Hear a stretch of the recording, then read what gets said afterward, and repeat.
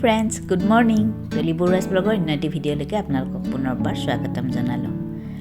আৰু ইয়াৰ ৰাতিপুৱা মই কাম আৰম্ভ কৰি দিছোঁ, দৈনন্দিন কাম। আৰু অকমানকৈ মই কি কৰিম আজিৰ দিনটোত কি নকৰিম আটাইখিনি আপোনালোকক দেখুৱাই যাবলৈ চেষ্টা কৰিম। গতিকে প্লিজ ভিডিঅ'টো স্কিপ নকৰাকৈ শেষলৈকে চাই থাকিব। আৰু এয়া মই ৰাতিপুৱাৰ কাম কাজ কৰি হোৱাত এতিয়া মই ব্ৰেকফাষ্টৰ কাৰণে এয়া ৰেডি কৰিবলৈ লৈছোঁ। যিহেতু আজি মোৰ মানুহজন ঘৰতে আছে, সেইকাৰণে ব্ৰেকফাষ্টটো অকণমান ভালকৈ কৰিম।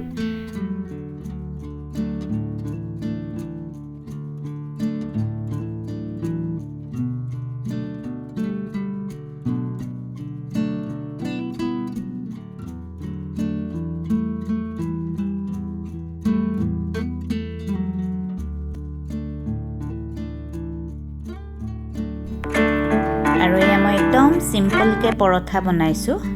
আৰু পৰঠাৰ কাৰণে যেতিয়া মই আটাটো মাৰিছিলোঁ তেতিয়া তাত মই ধনিয়া পাত আৰু সৰুকৈ জলকীয়া কাটি দিছিলোঁ আৰু অকণমান আজৱাইন দি আটাটো মাৰিছিলোঁ। আৰু মোৰ মানুহজনে বোলে মুগৰ দাইলৰ তাৰকা খায়, সেইকাৰণে একদম নিজে বনাই নিজে খাব, একদম স্পেচিয়েলকৈ। এয়া চাওক, খুব ধুনীয়াকৈ মুগ দাইলৰ তাৰকা বনাইছে। আৰু এয়া মইতো ৰাতিপুৱাৰ চাহকাপ আজি খোৱাই হোৱা নাছিলে, দেৰিকৈ খালোঁ। এয়া ৰাতিপুৱাৰ মোৰ যিকাপ ৰঙা চাহ, আপোনালোকে জানে, চেনি নিমখ দিয়া ৰঙা চাহকাপ এয়া ৰাখি লৈছোঁ। আৰু ধুনীয়াকৈ এতিয়া ব্ৰেকফাষ্ট কৰিম। মানুহজনে ব্ৰেকফাষ্ট কৰিলে, মই অকলে কৰিব লাগিব এতিয়া।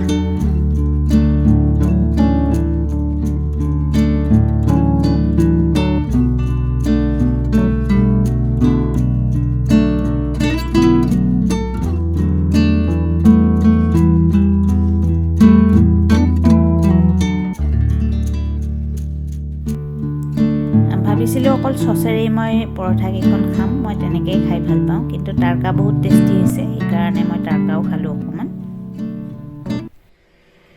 আৰু কাম বন কৰোঁতে দুপৰীয়াই হৈ গ'ল, 12টা বাজিলে। আৰু এতিয়া লাঞ্চ টাইম। ভাবিছোঁ আজি লাঞ্চত মাছৰ ৰেচিপি এটা বনাওঁ, আৰু দৈ আৰু মাছেৰে ধুনীয়াকৈ ৰেচিপি এটা বনাম। আৰু ৰেচিপিটো বনাম যেতিয়া আপোনালোকৰ লগত শ্বেয়াৰ কৰি দিম। গতিকে ব'লক আমি ৰেচিপিটো ষ্টাৰ্ট কৰোঁ। আৰু আজি মই বনাম দৈৰে বনোৱা এটা মাছৰ ৰেচিপি। আৰু ৰেচিপিটোৰ কাৰণে মই 3 পিচ ডাঙৰ ৰৌ মাছ লৈ লৈছোঁ। আপোনালোকে ৰৌ বা ভকুৱা লৈ ল'ব। আৰু ইয়াত অকণমান নিমখ, ৰেড চিলি পাউডাৰ আৰু নেমু ৰস দি কিনে মেৰিনেট কৰি কিছু সময় ৰাখি দিম। আৰু মন কৰিব, ইয়াত হালধি ব্যৱহাৰ নহয়।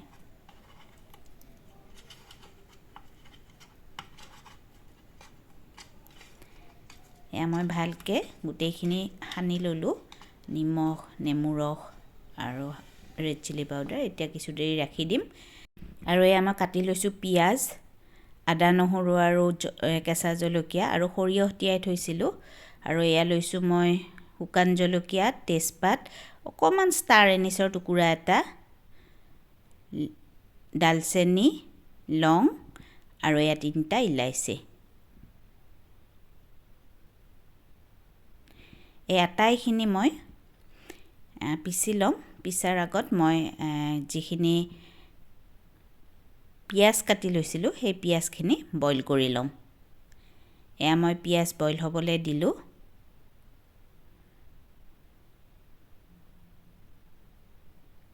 এতিয়া পিঁয়াজখিনি বইল হৈ থকালৈকে মই যিখিনি সৰিয়হ তিয়াই ৰাখিছিলোঁ সেই সৰিয়হখিনি মই পিচি ল'ম।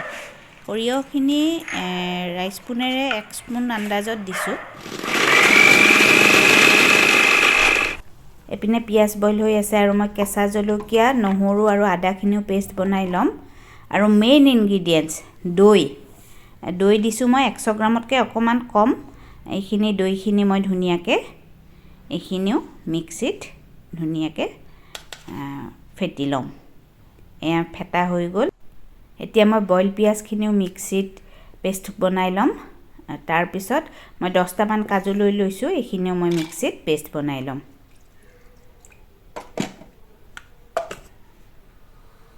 আৰু এতিয়া কেৰাহী এখন বহুৱাই দিলোঁ জুইত, দি তেল দিলোঁ। তেলখিনি গৰম হোৱাত ইয়াত মই মাছ কেইপিচ ভাজি ল'ম।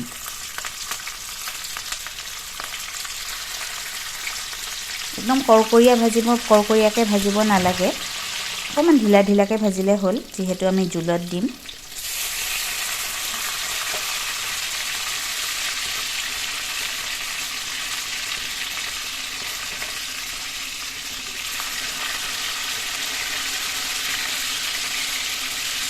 ধুনীয়াকৈ লুটিয়াই মই মাছখিনি ভাজি ল'লোঁ এতিয়া মাছখিনি ভজা হোৱাত মই তেলৰ পৰা উঠাই দিম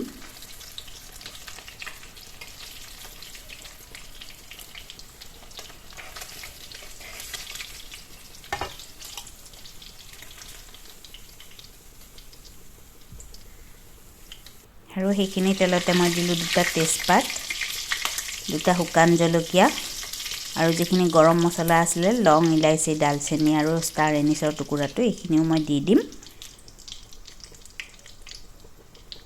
দি এতিয়া দিম মই গোটা জিৰা অকণমান দি দিলোঁ দি এতিয়া এইখিনি গৰম হোৱাত মই ইয়াত পিঁয়াজখিনি দি দিম বটিলোৱা পিঁয়াজখিনি দি খুব ধুনীয়াকৈ লৰাই থাকিম পিঁয়াজখিনি যিহেতু বইল খুব বেছি সময় ভাজিব নালাগে ইয়াৰ কেঁচা মানে যিটো কেঁচা ভাব সেইটো নাইকিয়া হৈয়ে গৈছে বইল কৰোঁতে এতিয়া অলপ দেৰি ভজাৰ পিছত ইয়াত দি দিম মই আদা নহৰুৰ পেষ্টখিনি আৰু আদা নহৰুৰ পেষ্টখিনি দি অকণমান দেৰি ভাজি থাকিম ভাজি থাকিলে খুব ধুনীয়া এটা আদা নহৰুৰ ভাজা স্মেল এটা আহিব যে এই স্মেলটো অহালৈকে অলপ দেৰি ভাজিলোঁ ভজাৰ পিছত এতিয়া ইয়াত দিম মই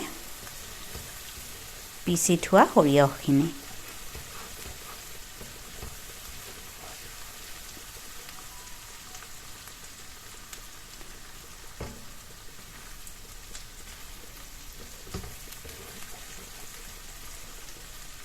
এতিয়া ইয়াত দি দিলোঁ মই পিচি লোৱা সৰিয়হখিনি আৰু সৰিয়হখিনি দিয়াৰ পিছতে ইয়াত মই এচামুচ জিৰা আৰু ধনিয়াৰ গুড়ি আৰু কাজুখিনিও দি দিছিলোঁ কিন্তু মোৰ কিবা এটা প্ৰব্লেমৰ কাৰণে সেইখিনি ভিডিঅ' নহ'ল ৰেকৰ্ডিং আৰু অকণমান দেৰি গোটেইখিনি ভাজি ইয়াত মই দি দিলোঁ ফেটি লোৱা দৈখিনি একদম দৈখিনি দিয়াৰ সময়ত আপোনালোকে জুইটো একদম কমাই ৰাখিব আৰু খুব ধুনীয়াকৈ এনেকৈ লৰাই থাকিব অলপ দেৰি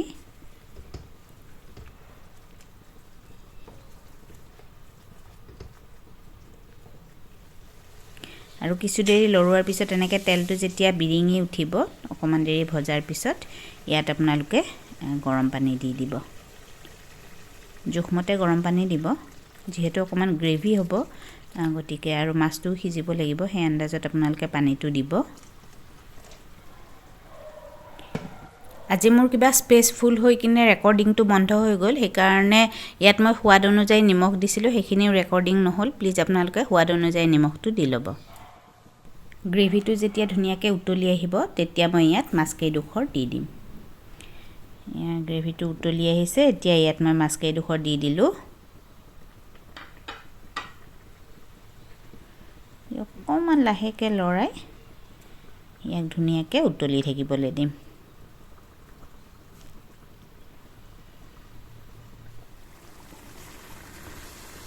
এয়া চাওক খুব ধুনীয়াকৈ উতলি আছে আৰু লাহে লাহে তেলটো বিৰিঙি ওলাই আছে যেতিয়া তেলটো খুব ধুনীয়াকৈ ওপৰত বিৰিঙি উঠিব আৰু গ্ৰেভিটো অকণমান ডাঠ হ'ব তেতিয়া আমি নমাই দিম এতিয়া হোৱা নাই আৰু কিছু দেৰি উতলিব লাগিব আৰু এইখিনি উতলালৈকে মই এইটো সাইডে এখন পেন বহুৱাই দিলোঁ ইয়াত মই মাছখিনি ভাজি ল'ম এইপিনে হৈ আছে মোৰ মাছ এপিনে পেন বহুৱাই দিলোঁ আৰু কিছু দেৰি পিছত চাওক কি ধুনীয়াকৈ তেলটো বিৰিঙি ওলাইছে আৰু এয়া গ্ৰেভিটো ডাঠ হৈ গৈছে এইখিনিতে মোৰ মাছৰ যিটো ৰেচিপি সেইখিনি হৈ গ'ল দৈ মাছৰ ৰেচিপি এতিয়া মই এইখিনি নমাই দিম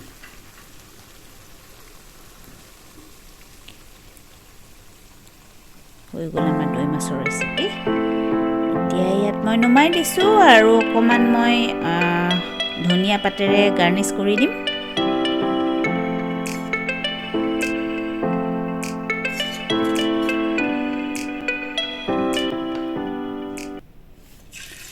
আৰু এইপিনে এয়া মই মাছ ভাজি আছোঁ এটা সাইডে মাছ ভাজি থাকিম আৰু এটা সাইডে মই এনেকৈ সিম্পল মুগ মচুৰৰ দাইল বনাম আজি যিহেতু মাছটো অকমান হেভি হৈছে সেইকাৰণে মই আজি দাইলটো বইলকেই খাম, বইলকেই ৰাখিম। এপিনে মই দাইল উঠাই দিলোঁ আৰু এয়া হৈ গ'ল মোৰ বইল দাইল। ওপৰত অকমান ধনিয়া পাত দি দিছোঁ আৰু এতিয়া মই থালিখন ৰেডি কৰি লওঁ।